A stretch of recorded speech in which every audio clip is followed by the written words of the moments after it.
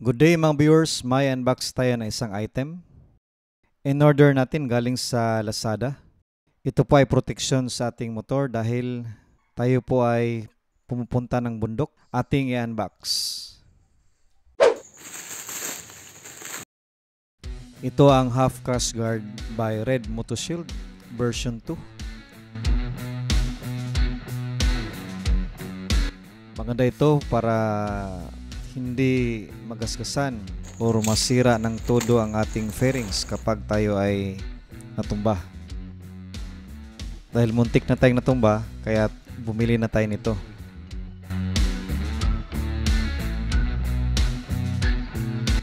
Ito ay CNC cut. Ang ibig sabihin nito, ito ay ginamitan ng CNC laser cutter, computer controlled cutting machine na ginagamitan ng high powered laser beam para maganda ang cutting sa bakal, lalo na kapag may mga designs.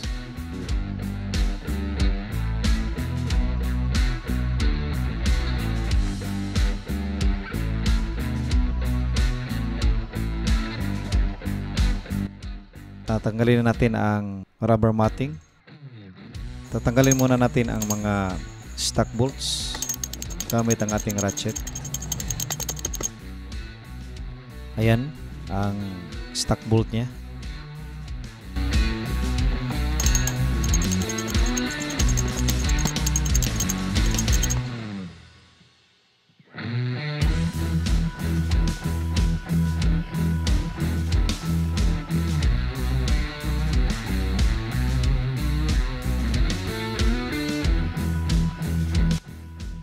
Ito ang mga stock bolts niya, tatlo. Ito ang kanilang free na bolts, screw type na po at mataas. Yung stock ay maliit lang. Kaya't ito ang ating gagamitin. Screw type na po ito.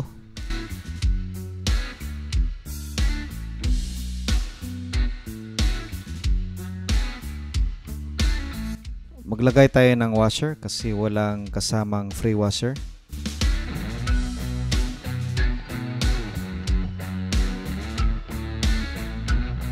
Lagyan natin ng washer para matibay ang kapit ng ating crash guard.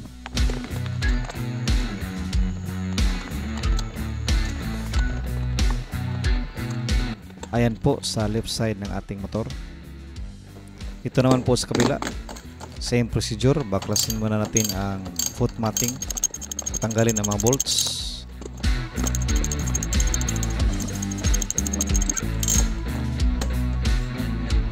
At install ang ating half crash guard.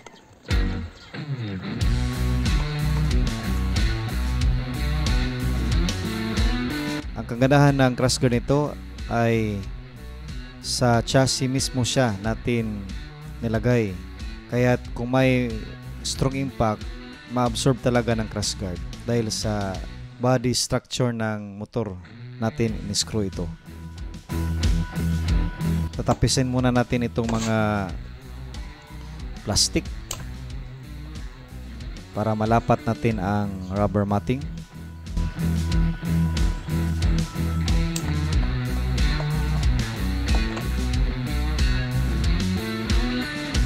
Maganda ng tingnan.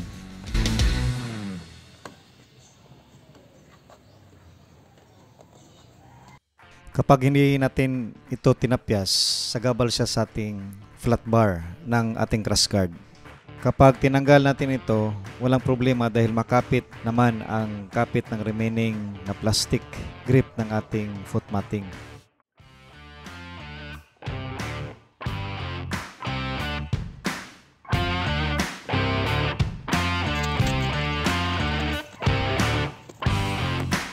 Nalapat na natin ang rubber matting natin.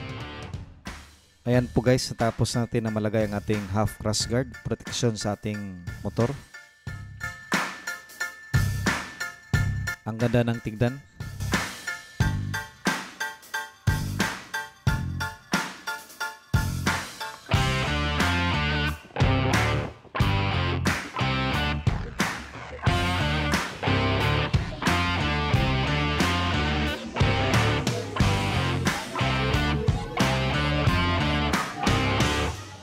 Thank you for watching and God bless.